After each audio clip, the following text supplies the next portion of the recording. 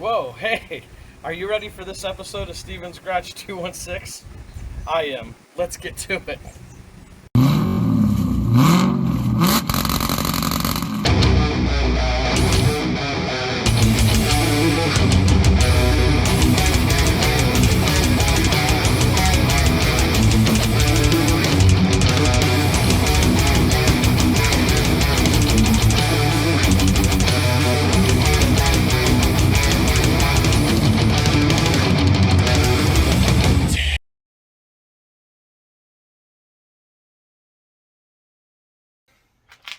Welcome to Steven's Garage 216, and we're in the garage, but I've got a big surprise. Before we get to that big surprise, please go down, hit the like button, make a comment, like, subscribe, all that stuff. Let's get to the surprise. So, of course, we're still working on the 95 Corvette. And you can see we got the engine on a stand. And check this out. We've got some parts here, some tools. We got the engine on a stand, and we've got a table that's completely cleared off. I got a box of gloves. Got a pair ready. We got some magic markers. We're going to be drawing on this table. We're going to completely rip this motor down. We're going to re-mic again one more time. Not all of them, but I've already done it, and I've made my decision on the size bearings because, as you can see, I bought them. So we got bearings, we got new lifters, we got a new oil pump. Old oil pump we have to get the pickup tube off of, and we're going to have to use that, and we need the shaft there.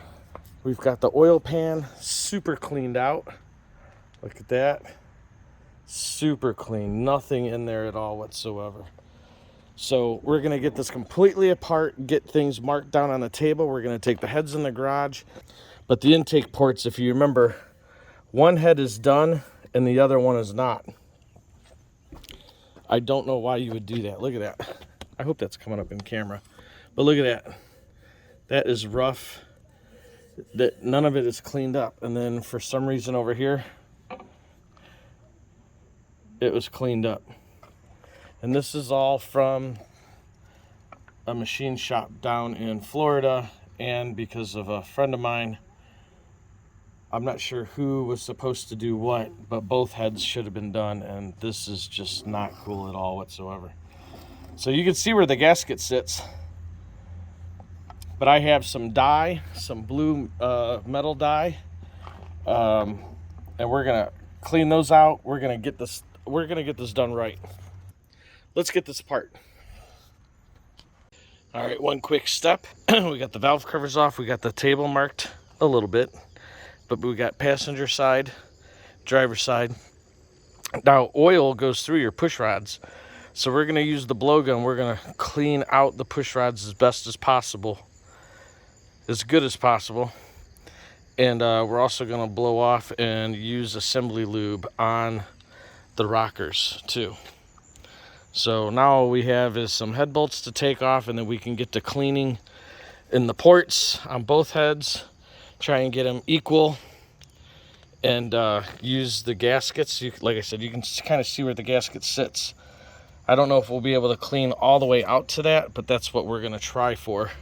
At least a little bit. You'll see when I use the dye. But let's get the heads off next.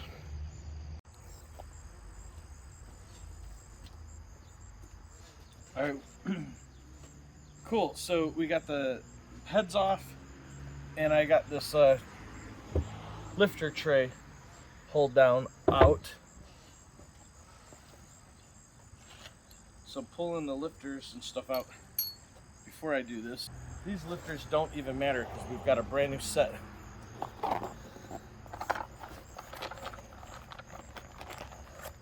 We got a brand new set of lifters right here we're going to put in. So actually it doesn't even matter what I do with these. Alright, so we're going to get the lifters out, and then we're going to get the front snout off, get the distributor off, or OptiSpark, and then we're going to flip it over and start taking the bottom end apart. And that's where all the measurement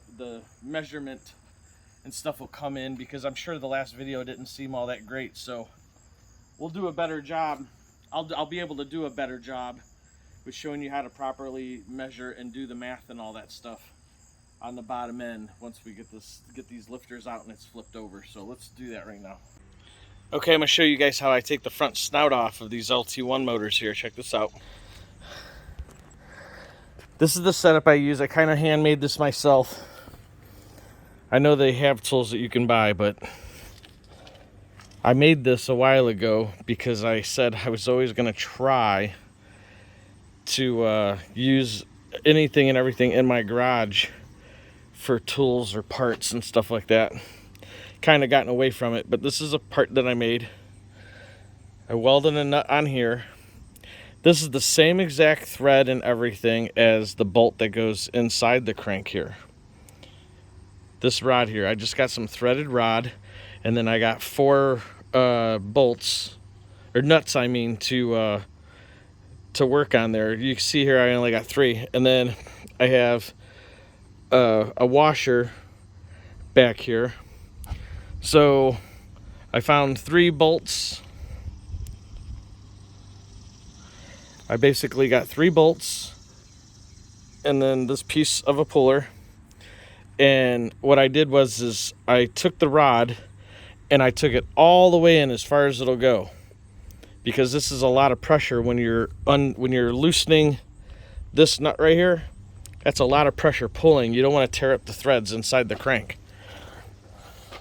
And then you take your wrench. See if I can do this 2 hands.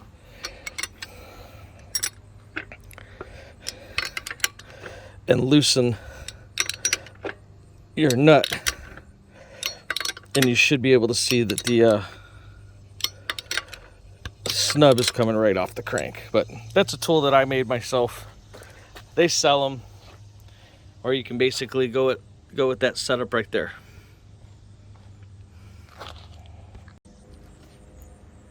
All right, so we got the heads off, timing cover, everything is off here. I have the cam retainer out, and I have one of the cam bolts back in, so I can kind of use it as leverage to help pull this out nice and slow and easy. Kind of important thing for me at this point right here, because if there's what I think is metal flake in here and the bearings are ruined, hopefully the filter did its job and nothing got here to the cam. I really am hoping that my cam and the cam bearings are okay. Moment of truth. Let's take a look at this cam. I'm set it here. All right, let me get, I'm creating a shadow here from the sun. So leave a comment, smash or pass. I don't think there's any grooves. It does not look like there's anything messed up. Oh, look. See, I'm using my thumbnail. I'm trying to feel it. That is nothing. That is nothing. Where the cam bearings go, here, definitely don't feel nothing there.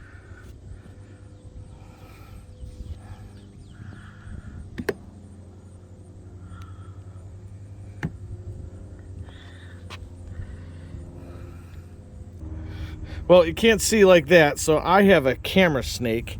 I'm gonna go grab it, and I'm gonna take a look at each bearing and see what I can see. All right, so this is what I was talking about. I have a little camera snake. Found this on, I think it was Amazon, but this is just an old LG phone. And when you have it plugged in, it actually shows you on the screen. You can see, look. I don't know if that's coming in or not, but look, there's the car. Look, see, there's the car and the engine. So basically what I'm going to do is I'm going to use it to go into these ports here through the front and stuff like that and check the cam bearings. All right, that set looks okay. All right, that's the first 2.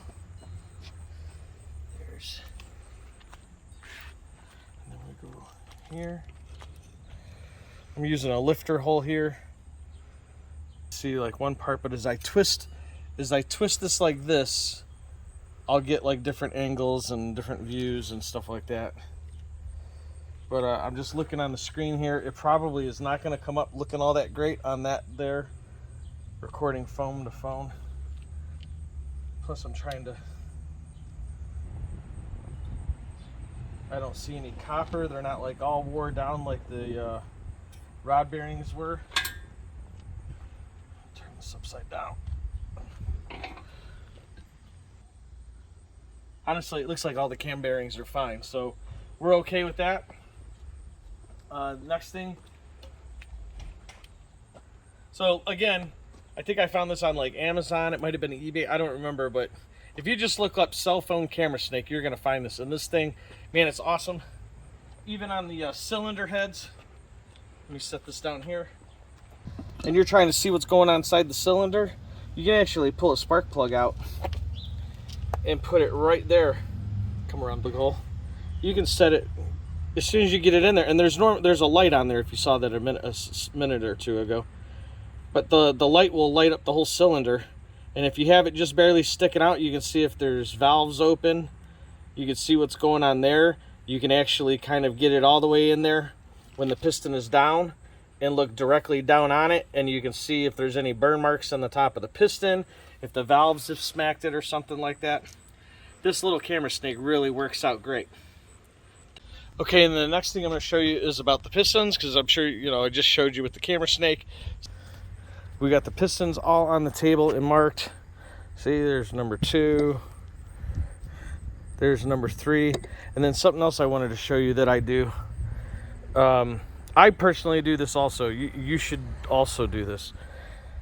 But it's upside down, but you should be able to see the number 4 right there. You should be able to see the number 6 right there. And it's also the same thing on these rod caps. See the number 6 there? They're all, I keep everything together. And then in the other video, I was talking about the dots. You see the dot right there and on the other side? They line up with the dots on the rod there. So that's how you know which way the cap goes on, because all 4 dots should be together that way. And then the way that they go on the crank when you're putting them in, let's see, I want to use a better example. So here's number 2, and then here's number 1. So what you don't want is, see the groove like that? It's only on this end and not on this end. Okay? See the groove on this end and not on this end? They should actually be like this, opposite of each other. So this groove should be on the outside, along with this groove being on the outside, and the inside, where there's no groove, should be next to each other. So when this goes back into the engine, it should be like this on that section of crank. So, okay, here it is right at the beginning of 2B. So we've got piston rings here, standard. Now this ring gap does not matter if you've got it 10, if your pistons are 10 over, 20 over, 30 over, it doesn't matter. Your ring gap, the top compression ring gap, should be anywhere from 0.010 to 0.020. Now your top ring is this one here, and as you can see on the piston right there, that top ring is missing, and then your second ring is there, and then your oil ring.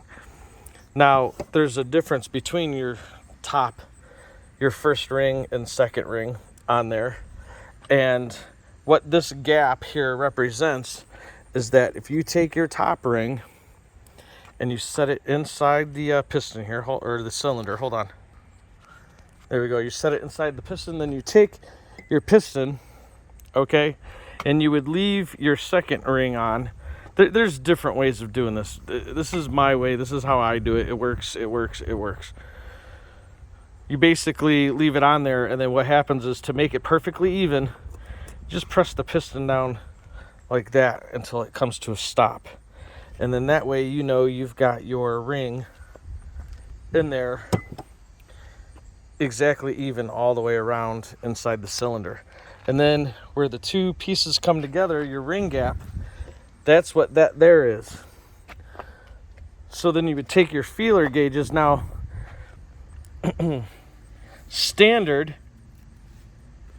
top compression ring is 10 to 20 thousandths, right? But I do know that I'm probably gonna run about 100, I don't know, 75 to 100 shot of nitrous on this car somewhere down the line, not right away. But basically what you'd want to do is you'd use your feeler gauges. Right there's the number 25. So it says to 20 thousandths, but for every, now I was told, you can go by this, do your own research. Don't go by what I'm telling you. This is just what I do. For every 50 horsepower shot of nitrous, you go up 5. So let's see, how does this go here? Service limit top compression ring is 30. So that's your top ring. I'm gonna do 75 to 100. Let's just say it's 100. So I'm actually gonna make that top ring all the way to the limit. Now I'm not going by the limit just because that's what it happens to be. But for every 50, you go up 5. So you see what I'm saying? So there's 20, that's the max on standard. And then 50 horsepower would make that 025. 100 would make it 030. So I'm actually just gonna do my top and second rings and make them 30 and 35 thousandths. So we got them together. And you go like this. And a little snug. Oh no, it's, oh look at that, it fits right in there. So that right there is 30 thousandths. Look at that, right in, right out. Fits perfect. So that top ring is 30, that top ring is 30 thousandths. So now I'll pull this second ring off on this piston and do the same thing, but I'm gonna use a ring gap tool. Please use a ring gap tool. Don't try to cheat yourself. I tried it. There is no cheap way of doing it. Use a ring gap tool. Make your second one 35 thousandths. But if you're not, I have this apart. So now the next thing that I want to do is get this flipped back over. That's got to go back there. Let's pull this out.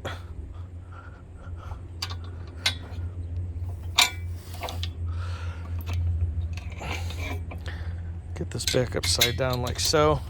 Now what we're gonna do is, man, I've already made a mess of the table here. I'm gonna clear some stuff over here because I need to get all these main caps off now and then go from there. Ouch. So I took a couple pieces of 2000 grit sandpaper, cleaned this up. I used to feel something, now I don't. I did that one and this one. We're gonna start lubing, getting new bearings in. Look at how black they are. It was definitely overheated.